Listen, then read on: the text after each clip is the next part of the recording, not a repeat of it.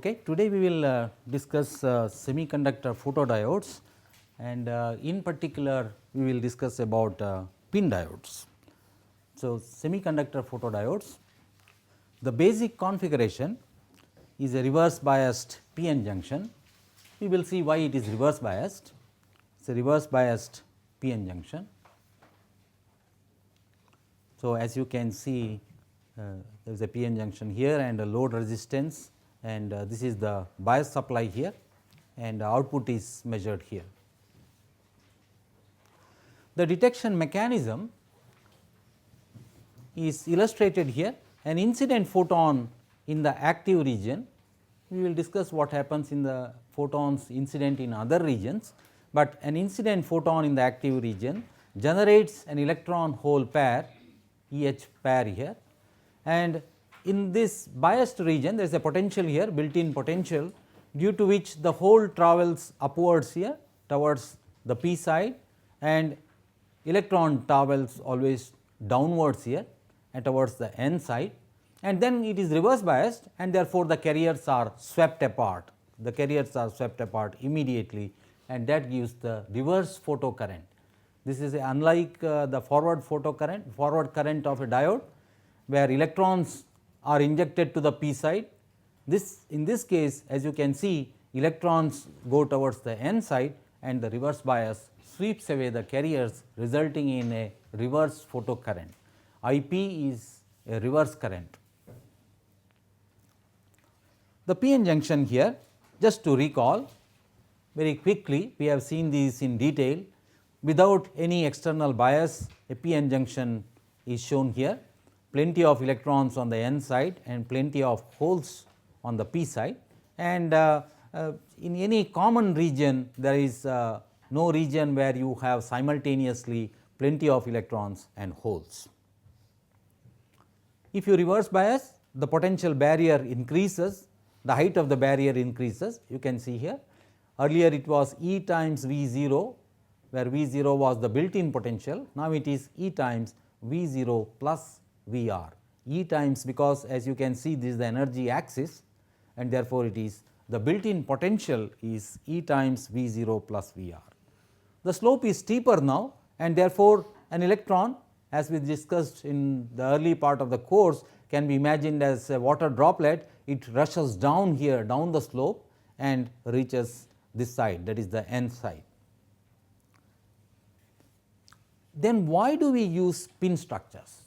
Almost all detectors which are used in high speed applications are pin photodiodes, and why we go for a pin structure? There are several reasons. So, let us just look at the carrier transport in a reverse biased PN junction. So, this is the PN junction, p side, n side. Assume that light is incident all over the PN junction. This is PN junction, all over the PN junction, and this is the junction region here.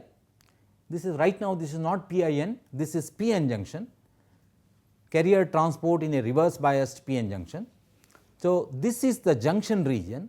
What happens to the photons incident at different parts of this PN structure? Let us see this end here. Photons incident here create an electron hole pair, but there is no potential there. It is flat, there is no potential difference, and therefore, the electrons freely wander around, and they may recombine as well. But the electrons which are incident in the active region or the depletion region, they, because of a built in potential there, the electrons move towards the n side and holes move towards the p side. So, there is carrier drift. So, this region, so distinctly, as you can see in the diagram, there are three regions. The first region is the depletion region, where there is a potential difference between p side and n side.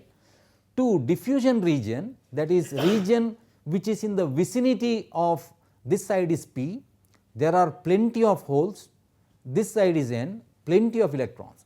Therefore, electron holes which are generated in the depletion region, because of carrier concentration difference, here there are plenty of holes, and therefore, electrons tend to diffuse to this side. because of the concentration difference. One is because of drift. Drift means applied potential. Applied voltage driving a carrier is called drift. Whereas due to concentration difference, here you have large concentration of holes, but no electrons, and therefore the electrons would like to move there because of concentration difference, and that is called diffusion. And therefore the region which is in the vicinity of drift and no field region, there is no electric field in this region, far away from the junction, there is no electric field, and this is called diffusion region. Region number 2 is the diffusion region. If you find it difficult, we can draw it on the board and see this. Recall that this is the junction region P N, this is the depletion region here. So, we have plenty of this is the P side, plenty of immobile ions, negative ions here, and plenty of positive immobile ions here, and this is the region now I am discussing. So, we have applied a reverse bias like this. So, this region which is right at the junction is denoted as region number 1. Far away from the junction, these regions are called 3, far away from the junction, and those which are in the vicinity of this between depletion region and this 1 and 3, this is denoted as 2. I hope it is clear now. The electron hole pairs which are generated here, because of a potential difference which is built like this, the potential difference, the electrons tend to move to this side. Why? Because of the potential difference. Therefore, this region is called drift region, because there is a potential difference here, and therefore, this is drifting under the influence of a field. Diffusion is because of concentration difference of the carriers, and that is why this region is called diffusion region, because here you have large number of holes, but very little concentration of electrons. Therefore, the electrons which are generated here would like to migrate here by diffusion. So, diffusion region and drift region. And far away from the region, away from the depletion region where there is no field, there is a potential, but there is no field, that is dV by dx is the field. There is no change in the potential there, it is flat. As you can see, the potential energy is flat, and therefore, there is no field. Field is only at the junction region. Therefore, this is the drift region. And so, what you see is those carriers which are generated far away from the junction region are not swept away by any applied field. Those who are generated in the diffusion region are swept away because of the field, presence of the field. And in addition, the second mechanism which is there is diffusion here in the second region. Electrons moving to this side because of concentration difference, electrons moving to this side because of the drift. I hope that is clear. So, let us see more carefully the next slide. If we see the next slide, then now we have shown a pin diode. Why do we go for pin diode? I come back to this in a minute. Let me show the diagram again. Carriers moving inside this region, inside the semiconductor, carriers moving, that is electron moving in this direction, hole moving in this direction, constitutes a current in the external circuit, When, as I discussed in an earlier class, that when carriers move inside a semiconductor, that results in a current in the external circuit. In the external circuit, there is a current because carriers are moving inside the semiconductor. So, carriers moving in this region here constitutes a current in the external circuit. Carriers are not moving, drifting in this region, they are wandering randomly because there is no electric field, and therefore, these do not contribute to the current in the external circuit. please remember in the definition of eta, we had a parameter zeta, which I said that it has two components. One is not all photons absorbed will generate carriers. The second component was not all generated carriers will contribute to the current in the external circuit. They may recombine again. So, these regions do not contribute to the current in the external circuit. Therefore, the photons absorbed in the active region here, leading to the generation of carriers which are swept to opposite side here, constitute a current in the external circuit, which means it is the region 1 that is important. It is the region 1 which is primarily contributing to the current in the external circuit. If that is so, we would like to increase the width of that region, because light has to be captured. If you take a p-n junction like this, if you take a actual dimension, you know that the depletion region here is very small, it is just 1 to 2 micron. So, this is 1 to 2 micrometer, which means out of all the places where light is incident, only this is the region which is primarily contributing to the current. Therefore, can we increase that region so that there is more capture area? Can we have a larger capture area? And that is the reason why we went to PIN structures. So, we come to PIN. So, instead of a simple p-n junction, now we have a p doped region, an intrinsic region or very lightly doped region, and n, PIN. You can see in this schematic diagram that the width of the p region is very small, width of the n region is very small, it is the I region which has a large width. So, because light captured in this region, what happens if you make a PIN structure? You make a thin p, here is the I and this is n, and now you apply a reverse bias, a strong reverse bias. The entire I region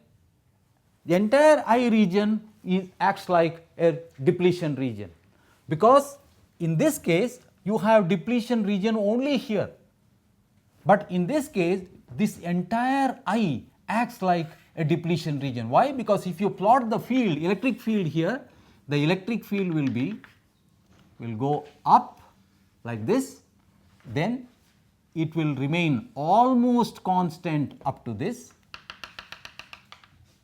You can find this, because of lack of time let me not go into this. So, if you plot the electric field E, it would look like this. The entire I region has electric field, because that is now depleted.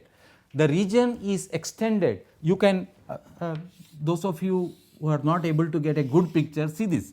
If I take a P plus region here and an N region, P plus region means highly doped P region and lightly doped N region. What is the width of the depletion region? Here it will be very small, here it will be very large, because the width of the depletion region depends on the doping concentration.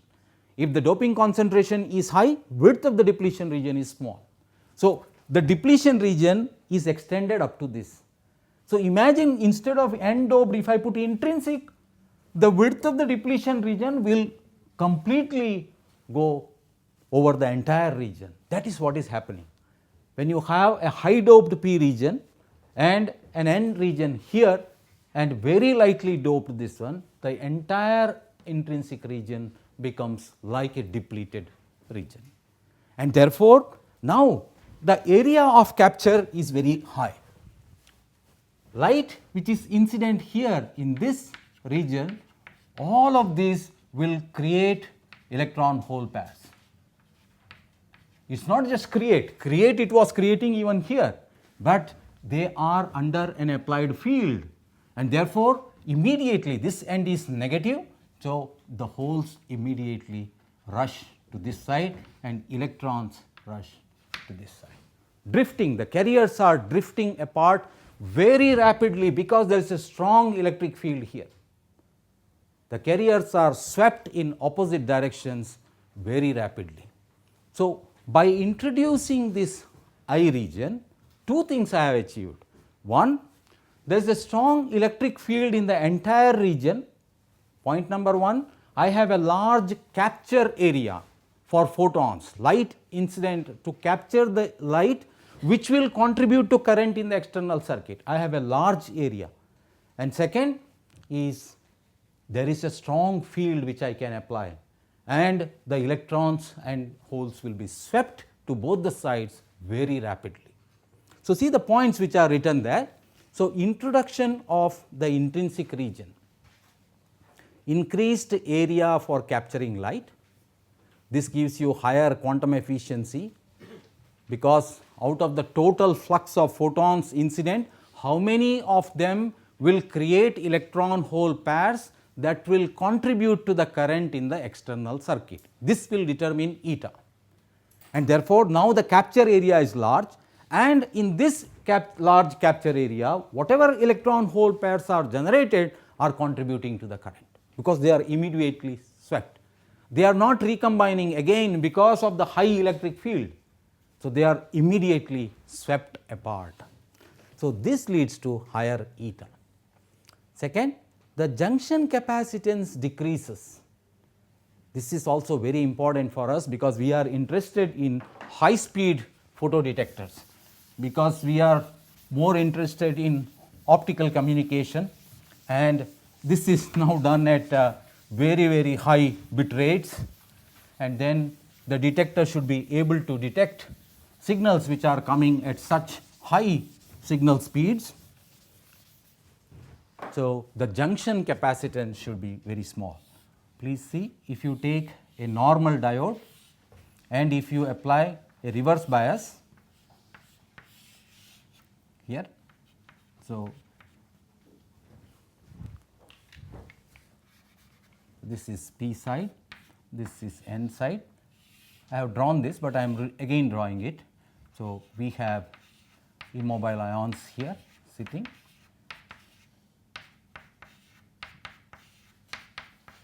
So, this is now like a capacitance. So, this is responsible for the junction capacitance Cj, the junction capacitance of the diode, because of a reverse bias here. These are causing, even if you do not apply a reverse bias, there is a junction capacitance because of charge migration due to concentration difference.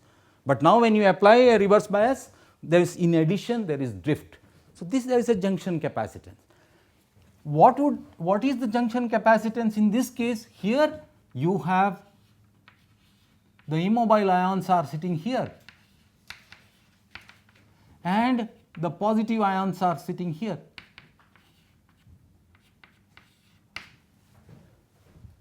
So, the separation between the plates, it is like a plate with separation of d. You know that capacitance is proportional to area and inversely proportional to d. Larger the separation, smaller is C. So, by having a I region, we have widened this d. This is d. So, in a simple capacitor with a separated,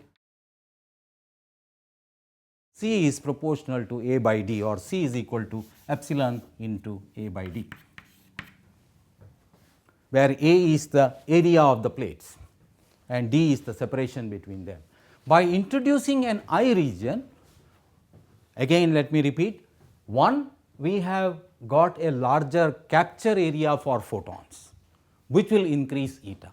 Second, the separation here, that is the junction capacitance drops, d has effectively become large, which means the junction capacitance drops.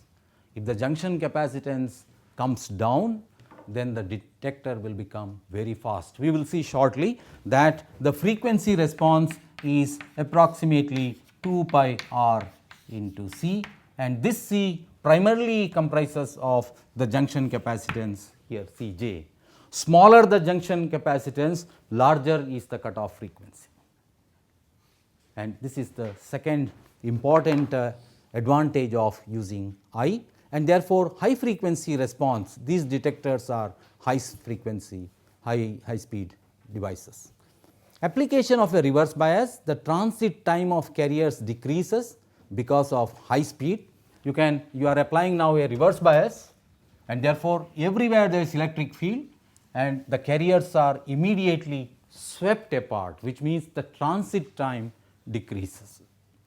If we discuss the impulse response of a general semiconductor, you can show that the transit time decreases by application of an electric field.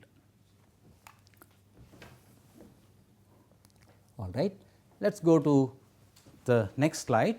This shows, these are normally schematics. In practice, when you take a semiconductor, you cannot take a piece of semiconductor and illuminate it from sides. In a practical situation, it is a chip.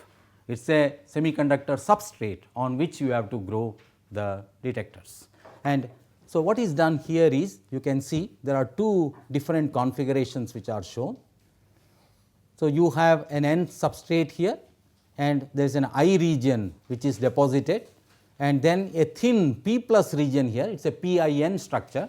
So, basically you have a substrate on which you deposit an N or I region here. So, this is the I region, or you could start with an intrinsic substrate and have regions deposited on both the sides, and then you deposit a thin layer here.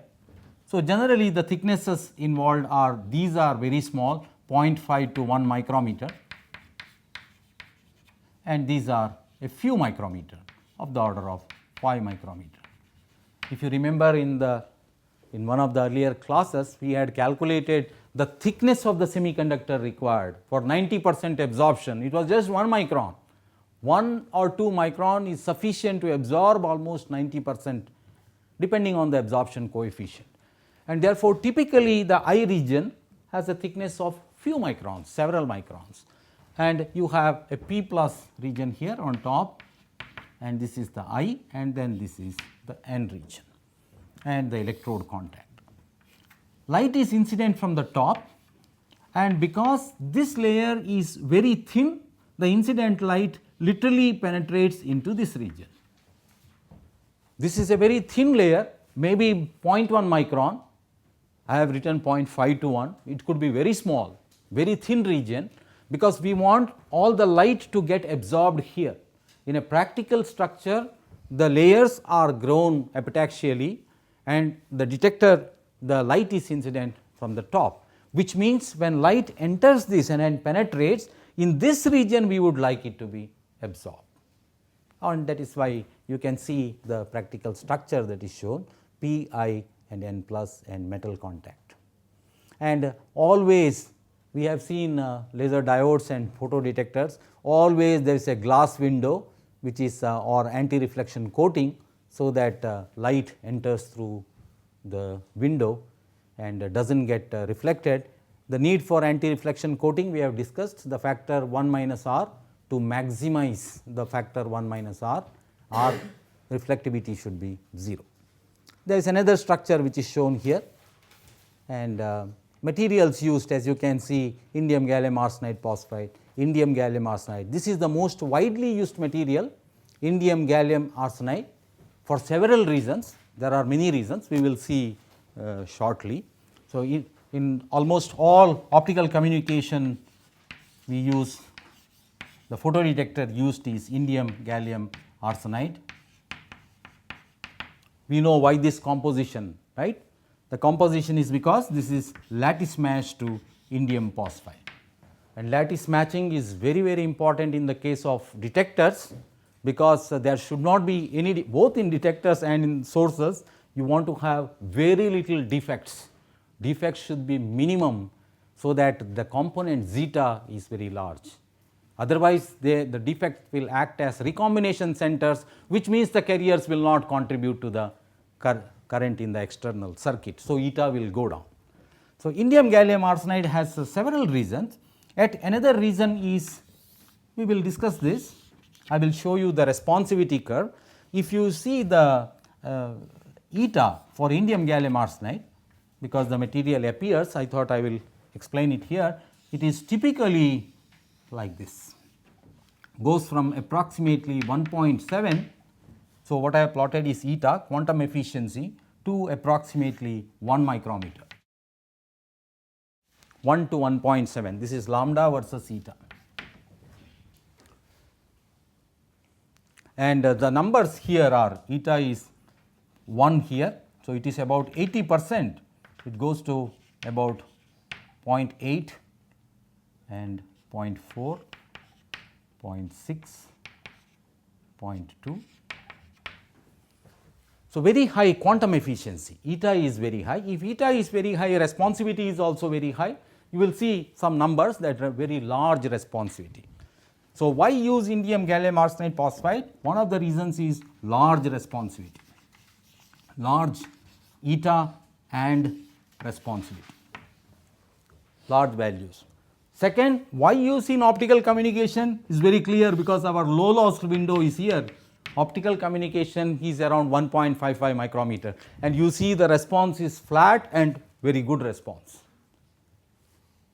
So, that is the second reason that optical communication is in this window, where this is one of the finest detectors. There are more reasons. Let me also discuss very briefly. This material also has a very large V saturation. V saturation means if you take the material and apply an electric field here. So, you apply a field. So, there is an electric field here E in this direction. A carrier electron, let us say electron or hole, a electron is getting accelerated towards this. Vsat here refers to the velocity, saturation velocity of carriers in the presence of an applied electric field. The saturation velocity can be very large in the case of indium gallium arsenide. So, indium gallium arsenide has a very large Vsat, which means the mobility, and the mobility values are very high. I do not have the number. I think the mobility mu E mobility is about 8,500 units. I will give you in a later this one, but a third reason is large values of Vsat, large values of saturation velocity and mobility mu E and mobility, which means the transit time is minimized, and therefore, the impulse response is very narrow in the case of indium gallium arsenide detectors. So, large values of eta and R, optical communication window, and large values of mobility and Vsat, therefore, very small, very sharp impulse response. Or rise time, impulse response or rise time, or rise time. Okay, let me come back from this to the structure here. As you can see, this is grown on indium phosphide. Just now I had written on indium phosphide, thus because substrate is normally a binary compound, either gallium arsenide or indium phosphide. So, on a binary compound you grow the alloy. So, you can see you start with the substrate here N plus, and here is the indium gallium arsenide phosphide, and then comes indium gallium arsenide phosphide. So, light enters from here. These are typically the detectors used in optical communication. Indium light enters from here, but this substrate is thick, 50 micron, 60 micron, but does not absorb, because optical communication is at 1.55 micrometer, and indium phosphide has a band gap of indium phosphide has a band gap Eg equal to 1.35 eV, and optical communication is at 1.55, which means what is the Eg? Corresponding band gap is very small, 1.24 by 1.55. So, this is of the order of 0.7 eV.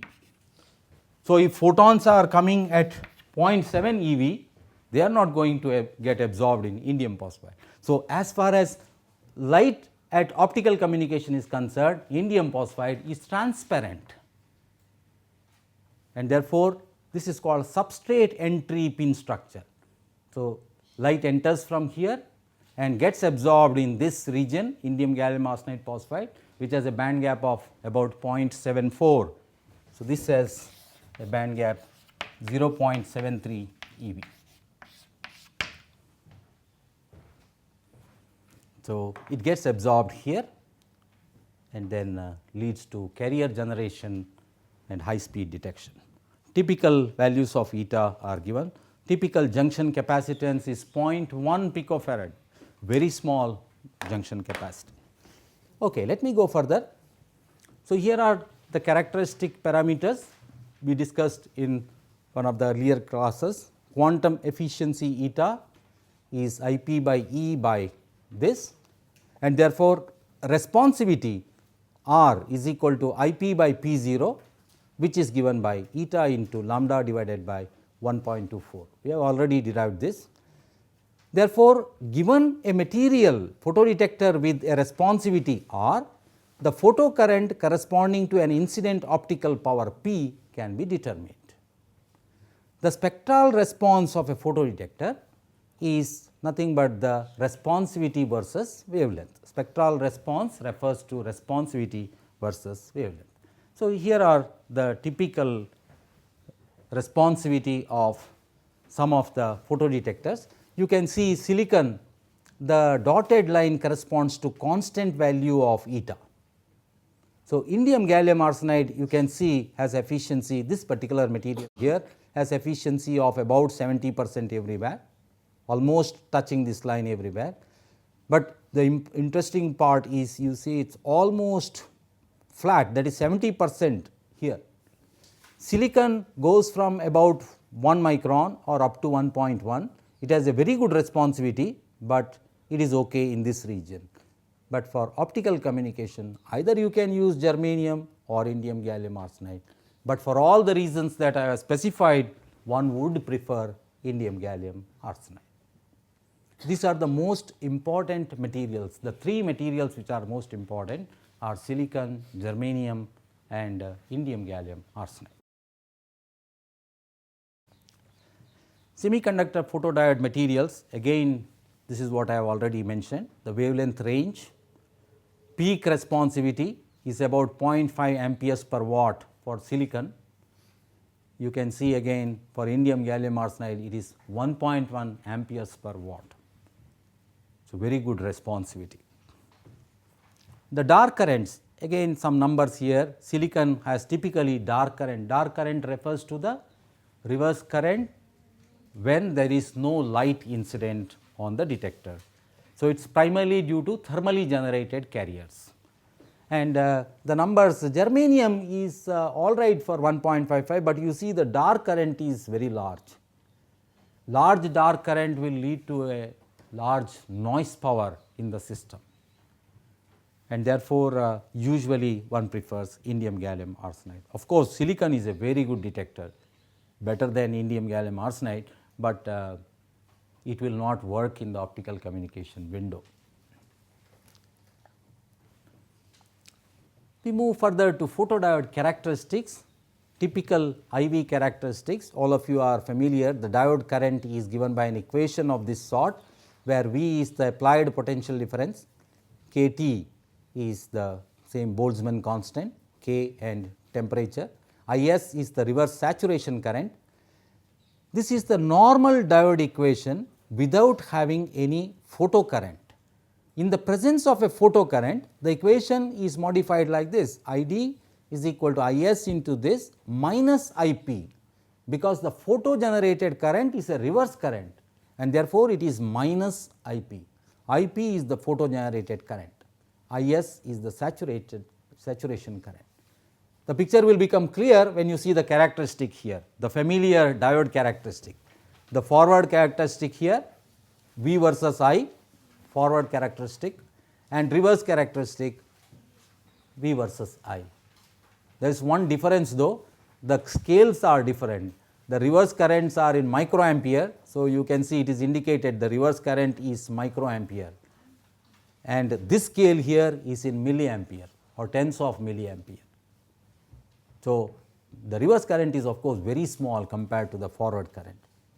One important point that we see is normal diode is this forward and reverse, because there is no light incident.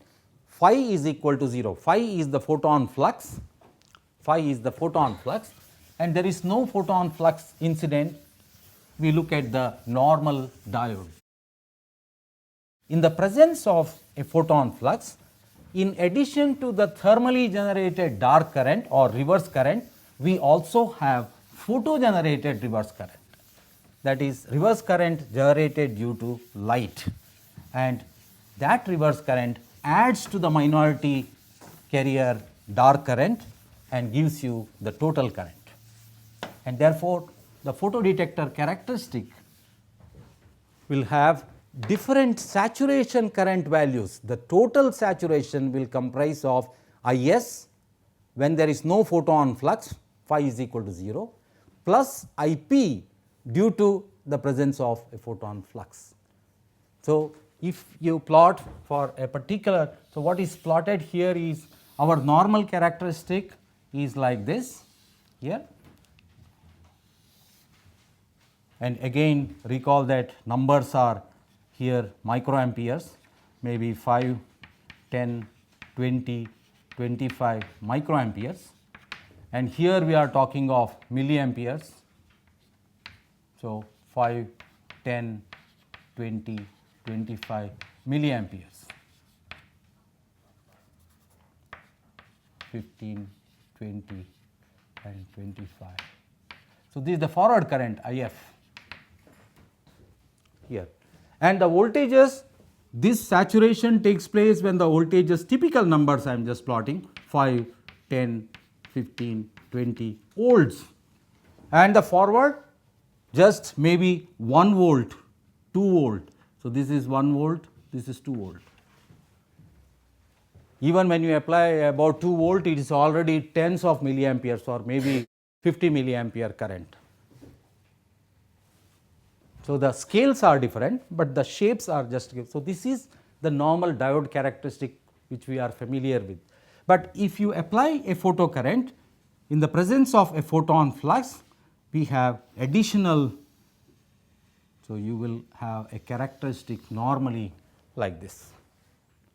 The saturation value changes to Is plus Ip. As shown here, the reverse current for large values of V here minus V, this is reverse, large values of minus V, the diode current is minus Is plus Ip. Let us go further, a little bit of detector and design concept. There are two configurations which are used in photodiode operation. Whenever one uses photodiode, two modes of operation.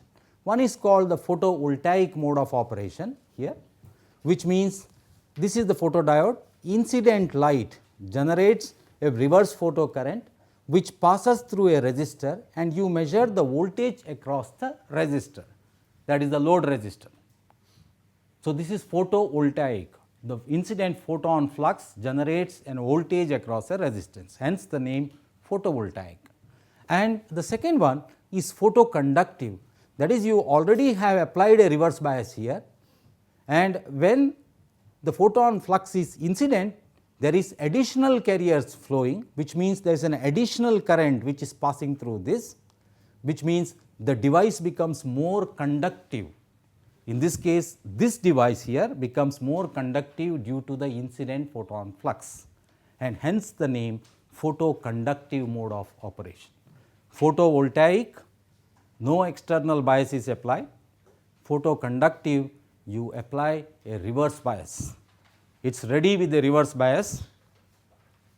The incident photon flux increases the conductivity, hence the name photoconductive. You can imagine that immediately that the photoconductive mode of operation is a high speed mode of operation, because there is a field which is already applied. So, the incident photon flux generates carriers which are immediately swept apart, because you have applied a reverse bias.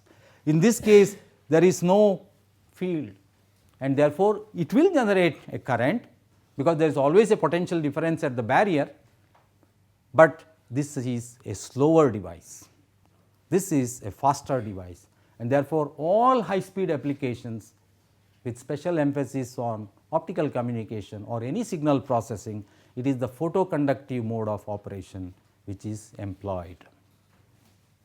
All right. So, let us just do a little bit of design considerations. So, the detector characteristics, a detector characteristics are, these are the two important detector characteristics. If you plot load resistance versus linearity, that is, a detector requires two things. One is dynamic range. When you use a detector, you look for two aspects. One is dynamic range,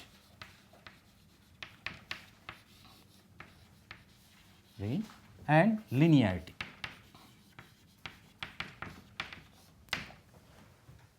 What does linearity mean? Linearity means you have some output voltage, some voltage output which is coming from the detector, okay, electrical signal V out, which you are measuring across a load resistance. With optical power, incident is optical power, this is detector output which is in the form of an electrical voltage, let us say. Then if this continues linearly over a large voltage, large power range, which means if I put 1 microwatt, it is here. If I put 1 milliwatt, it is here. If I put 1 watt, if it is still remaining linear, the output voltage is all the while, if it is remaining linear, this is called linear characteristic, and this has a large dynamic range. Dynamic range refers to the useful range of measurement where the detector could be used, the range of powers over which you can use the detector. If it remains linear, to measure 1 nanowatt and also 1 milliwatt, what is the dynamic range? From 1 nanowatt to 1 milliwatt. 1 nanowatt is 10 to the power of minus 9 watt, 1 milliwatt is 10 power minus 3 watt. What is the dynamic range? Dynamic range is 60 dB. The dynamic range is 10 to the power of 6, minus 9 to minus 3 is 10 to the power of 6. 10 to the power of 6 is 60 dB. 10 to the power of 1 is 10 dB and 10 to the power of 6 is 60 dB. So, if it can go up to 1 watt, this will become 90 dB dynamic range. Most of the photodetectors, when applied in the photoconductive mode of operation, it is advisable to see certain data sheets of photodetectors. You will see they will always give dynamic range. Dynamic range is typically this number, 60 to 70 dB is the dynamic range of a photodetector. Typically anywhere from 50 to 70 dB is the dynamic range. What is linearity? Over this region, if the output voltage is proportional to the input power, then you call the detector a linear. And of course, there is one more parameter, that is sensitivity.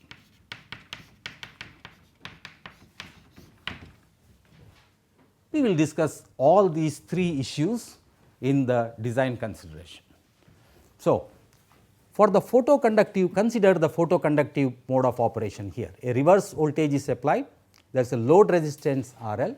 So, you apply the loop theorem for potential drops. So, VB minus voltage across plus voltage across the diode plus ID into RL. So, if you consider this loop like this, so VB plus VD plus ID into RL equal to 0. All the potential drops across around a loop is 0, the loop theorem. So, if you take a typical example of VB reverse bias equal to minus 20 volt, RL load resistor equal to 1 mega ohm, then in the next graph I have shown a plot of these, plot of the reverse characteristic for different photon flux is shown here. For a particular photodetector, what is shown is only the reverse part. The forward part is here, this will continue above. I have not shown, I have shown only this part, the reverse part, forget about the forward part. And what is drawn here is the load line. So, this is the load line. How do we get the load line? If you see this here, VB plus VD, VD is across the diode, plus ID into RL equal to 0. So, you take these to the other side. So, ID is equal to minus VD by RL,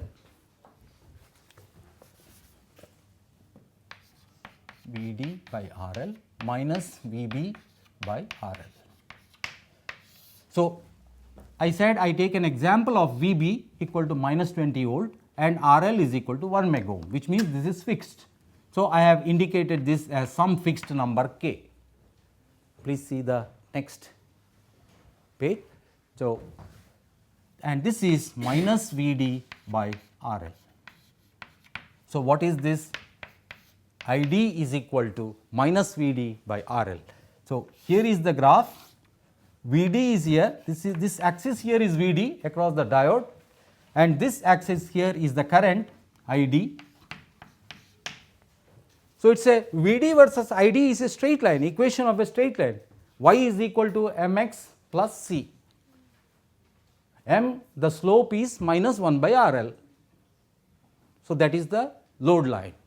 So, it is a straight line, equation of a straight line. So, this goes like this. It starts from VB. Why it starts from VB? If you put ID is equal to 0, then VD by RL equal to VB by RL. So, VD equal to VB. Therefore, this starts from VB and it is a straight line which goes like this. This is of course elementary for those of you who have done load lines in electronic circuits. So, the slope of this line here. So, if you find out the slope, this is minus 1 over R. So, this is the load line.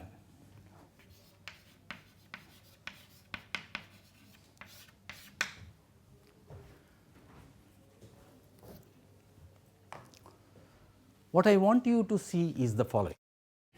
So, here is the load line for a resistance of 1 mega ohm. If you increase the resistance to let us say 10 mega ohm, the slope will be 1 by RL. So, RL is larger, which means the slope is smaller. This is the graph. So, there is a dotted line which shows the slope, the load line for a higher resistance, and if the resistance is smaller, this will be the load line, some smaller number, then you can see this is the load line. Now, what is the importance? Let us look at our case, the case that we have considered here.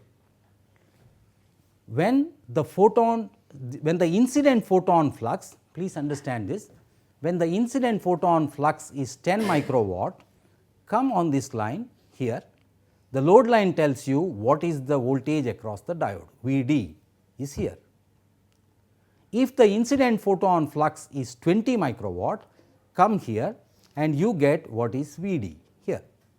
The intersection point here will give you VD, which means if I change the photon flux from 10 microwatt to 20 microwatt, please see this 10 microwatt to 20 microwatt, if I change the incident optical power from 10 microwatt to 20 microwatt, the voltage across diode varies from here to here like this.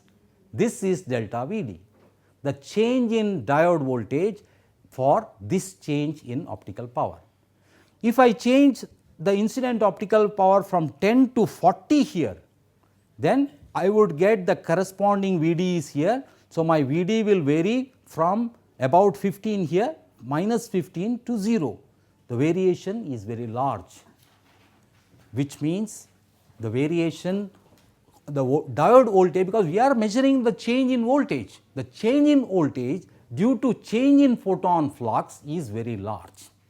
But if I go from 40, let us say my incident photon flux was 40, now I increase it to 60, at 40 this is the VD which is 0, at 60 the load line intersects here and the VD is here, which is about 0.2 or 0.3 volt.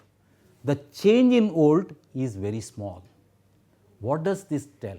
This indicates that when light levels, incident light level is very small, the changes are very large. In other words, this photodetector with this load line is very sensitive to change in optical power for small optical powers, incident small optical powers. But if the incident optical power is large, its output is fixed, it is not changing, it is saturated. The picture will become clear if you see the next graph. So, if you see this second graph here, what I have plotted is the same thing, same optical power 10 microwatt, 20 microwatt, same thing. So, if I change incident optical power from 0 to 20 microwatt, the diode voltage goes from 0 to 15 or 17, 18 here. So, within 0 to 20 microwatt, the variation for RL for 1 megohm is very rapid here, very rapid change. But beyond 40 or here about 45, 50, you see this has saturated output is, means it is no more sensitive. It cannot go any beyond, because why? You have applied minus 20 volt. So, it cannot give more than 20 volt. The diode bias is only 20 volt. So, it cannot give you any further, and therefore, it is a very good detector. If your choice is 1 megohm, then it is a very sensitive detector from 0 to 40 microwatt variation. But beyond that, it is simply saturated, which means it will not be able to detect a variation of optical power beyond 40 or 50 microwatt. So, what is the meaning? If the resistance is large, it is a very sensitive detector, but the range of power that you can measure is very small. If I put a small resistance R, I go back here, this is the slope. Please see, when I change from 20 to 30, at 20 Vd is somewhere here, at 30 Vd is somewhere here. There is a small change here, Vd, change in Vd, when I change from 20 to 30. If I change from 40 to 50, then also it is the same, because this line continues on the linear characteristic. It has not saturated, and therefore, if you see the next graph for small RL, this is continuing, this is linear. Even at 60, even at 80, it will not saturate, it will continue like this. Means it has a large dynamic range. Dynamic range refers to the useful range of measurement. So, what is the summary of this discussion? Summary is given here. Choose large RL value so that you get high output voltage or higher sensitivity if you want to measure low power incident, that is for small range of low power. Why is this important for a designer engineer? You have an application where you need to measure very weak signal, very low power, but all your measurements are very low power only. Then I would put a large RL because I need high sensitivity. But there may be another application like the power meter where you want to measure from 1 nanowatt up to 10 milliwatt. This will not work because it is already saturated. So, you have to take small values of RL. So, with this example, what I am illustrating is, given a detector, choice of RL is very important. The choice of the load resistance will determine the dynamic range of measurement. We will also see that the choice of RL will also determine the bandwidth of the detector. The speed of response or the frequency bandwidth is also determined by RL. So, how to choose RL for a given, it depends on the application.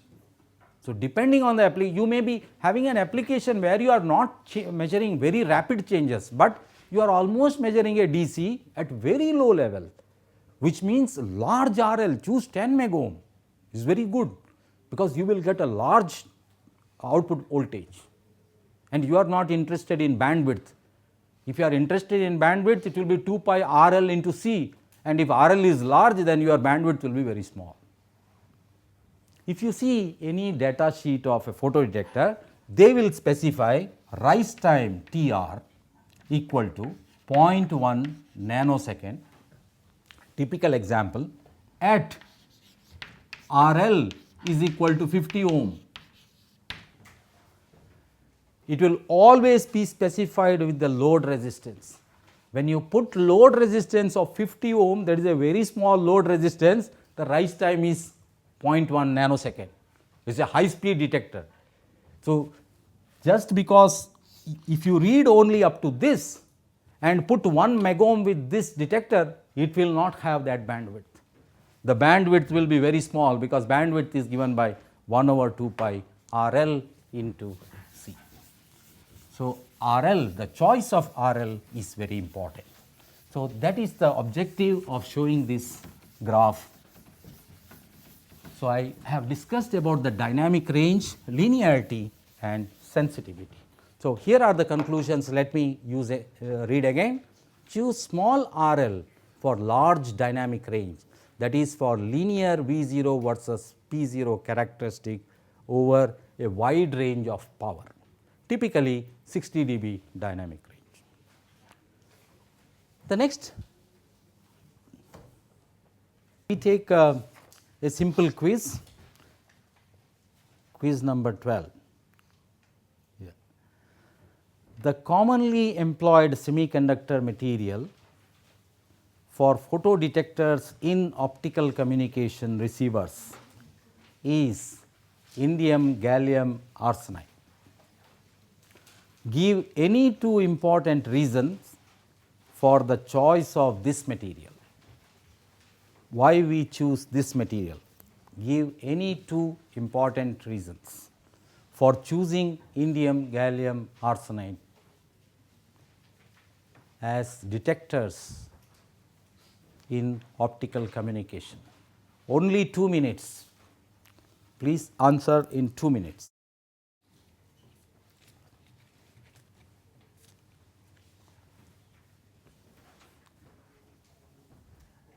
Very brief, no explanations are required.